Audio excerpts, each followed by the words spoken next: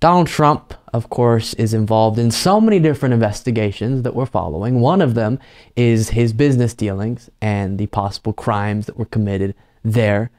And even within that, there's a handful of different things going on. But specifically, Alan Weisselberg, who was his longtime Trump's, that is the Trump Organization's CFO, agreed to testify as a part of one of these investigations. And as I'm about to show you here, did connect Trump and his children to some of these actions that are being investigated in the testimony that finally happened, as is written here from CBS. Former Trump Organization Chief Financial Officer Alan Weisselberg testified in court Thursday, describing how Donald Trump and two of his children allegedly participated in a scheme to defraud tax authorities.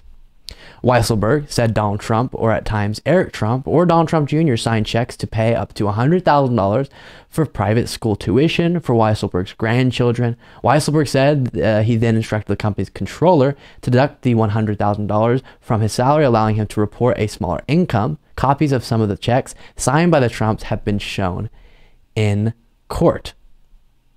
Weisselberg said the first time Trump signed a tuition check, Weisselberg told him, "Don't forget, I'm going to pay you back for this." The paycheck, he said, was a salary reduction. Two Trump Organization entities and Weisselberg are accused of more than a dozen counts of fraud and tax evasion. Weisselberg entered a guilty plea in August, admitting to charges filed by the Manhattan District Attorney's Office, accusing him of receiving more than $1.7 million in untaxed compensation. And this article goes on, but pretty much this just adds, the phrase I'll use often with Trump is adds on to the very large stack now of legal troubles he has. And the person who knows pretty much everything about what went on behind the scenes in the Trump organization is complying with his investigation, testify, connected Trump and his children to some of these actions, and thus is making it more likely that Trump will be held accountable. And so for me, this is interesting because I really don't know which investigation, which set of crimes is going to be Trump's undoing, right? Which one is he actually going to be held accountable for, if not multiple? And I've always said that the 2020 attempts to overturn the election is the most important. While any crimes he committed, it's equal in the sense that everyone should be held accountable for any crimes they commit. But specifically the impact it has, the ramifications across time that it'll have to hold someone accountable who was the president, lost an election, but attempted to stay in power through some wild means, including the iconic moment where he calls up the Secretary of State and says, "Find me 11,000 votes."